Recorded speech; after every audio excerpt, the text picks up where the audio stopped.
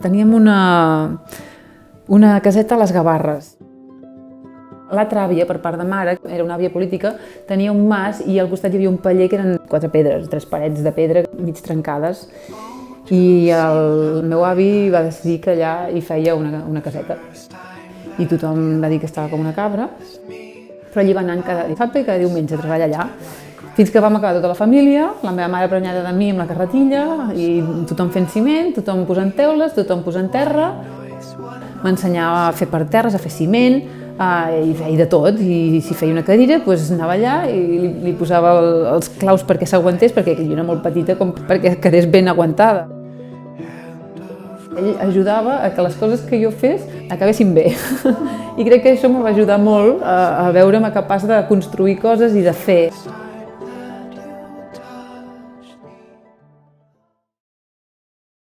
A mi m'agradava molt dibuixar, teníem una pissarra on dinàvem.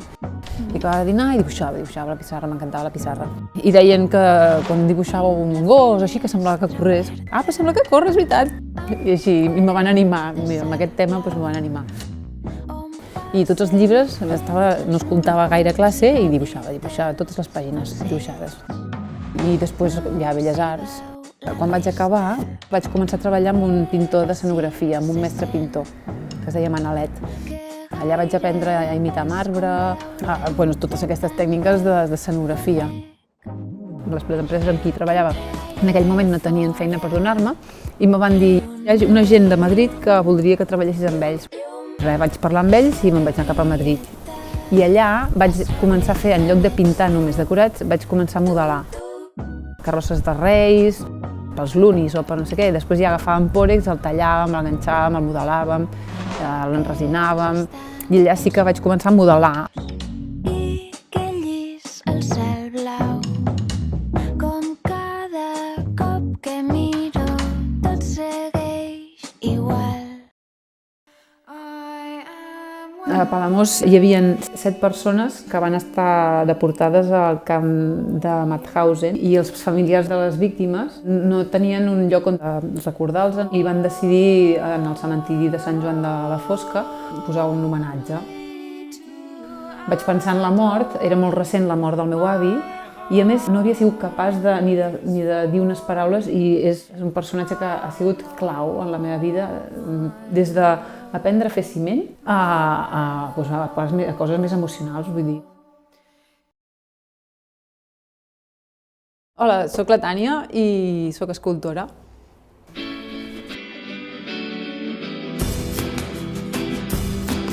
M'explico molt bé amb l'escultura i a més he tingut tants malentesos amb les paraules, amb saber com explicar les coses. Hi ha moltes coses que no entenc de l'altra gent. Ho trobo molt plaent i molt tranquil explicar les coses amb escultura, més que parlar, no ho sé, m'agrada. No hi ha malentesos amb l'escultura, no n'hi ha. O sigui, jo puc explicar les coses sense que no hi hagi cap malentès. No sé comunicar-me tan bé com amb l'escultura, no és tan segur. El tema de com funciona el cap de la gent, jo sempre l'he trobat molt interessant. M'agradaria que em poguessin treure les idees del cap, que les poguessin saber sense haver de parlar, obrint el cap i traient-les. O sigui, em costa d'entendre moltes coses de la gent només parlant. M'encantaria poder ficar el nas per una finestra dintre del cap de la gent o que poguessin veure el meu a través d'una finestra.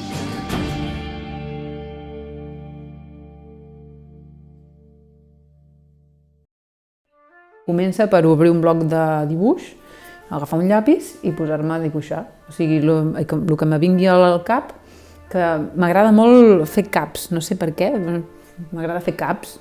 Molta gent me diu, parles molt de la figura de la dona. La meva intenció no és parlar només de la figura de la dona, intento que siguin arquetips. No és la meva intenció parlar de feminisme, tot i que em considero feminista, però no és el que jo vull explicar, no vull parlar de feminisme, vull parlar de sentiments i a més les faig arquetípiques perquè no sigui concretament una dona en concret o un home o una persona en concreta, sinó aquell sentiment general que podem sentir molta gent. Trencant sí que comença a agradar-me fer-ho així, d'anar mirant per on van els tiros i anar fent, més sense pensar. És la meva eterna dificultat. El meu moment de creació és el moment en què obro el bloc de dibuix i dibuixo. És aquell el meu moment de creació. I dibuixo diverses coses i agafo el que més m'impacta, el que més diu el que vull dir. Però a l'hora de trencar sí que vaig esculpint també, vaig decidint a cada trencada què poso, què trec. I això és una manera de treballar que no havia fet mai.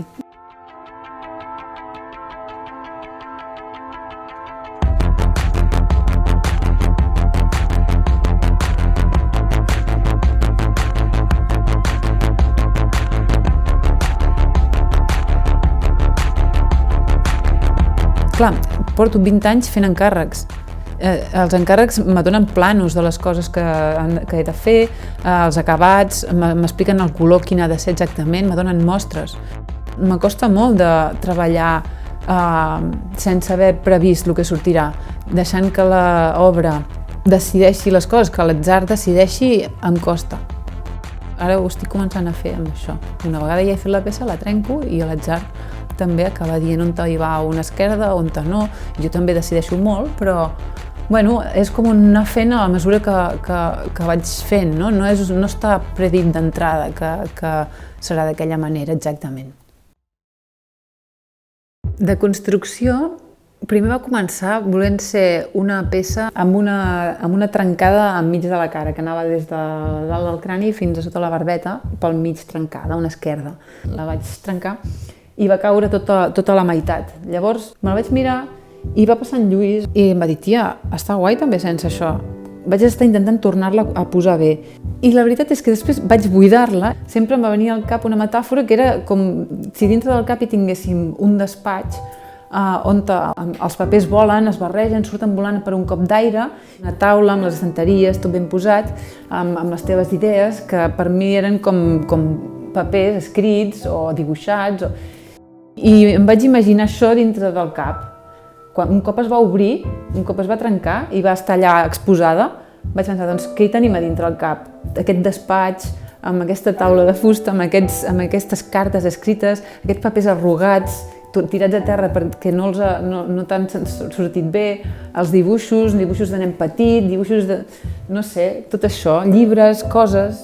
La vida de la gent, no sé, me semblava que era una bona metàfora per explicar el que tenim dintre el cap. M'agrada la idea de que quedi el cap exposat amb el que hi ha dintre, la vida d'aquella persona.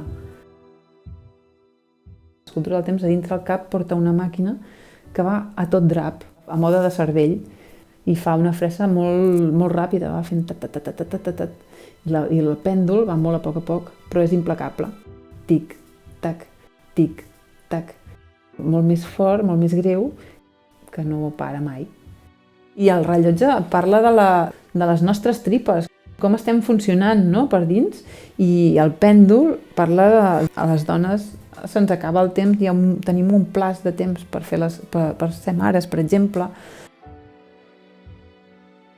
El Jaume és el rellotger que em va ajudar a fer l'escultura del temps. Li va encantar la idea, li encanten els reptes, li encanta fer coses diferents i és molt bon rellotger. O sigui, totes les coses que li demanava acabaven funcionant. Jo sempre estava com molt obsessionada amb la fressa que havia de fer cada rellotge, no? I ell, si aquella fressa no era just com anava molt ràpid o així, ell posava una rodeta més, llavors el rellotge anava més ràpid. Intentava buscar maneres de... canviava la màquina per una altra màquina d'un rellotge més petit o més gran. Per ell ha sigut un repte i crec que s'ha divertit, ens hem conegut i ens hem passat molt bé, ens hem fet molt amics.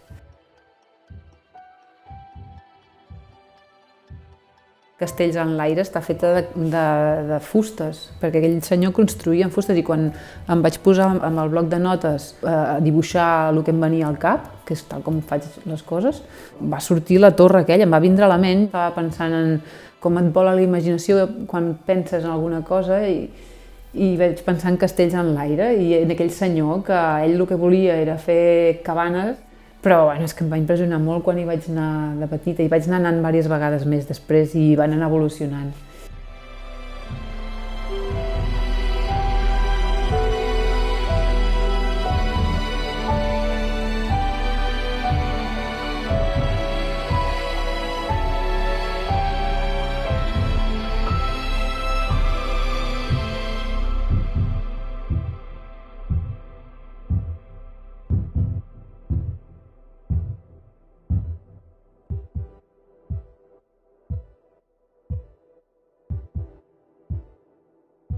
proverbis? Doncs sense paraules.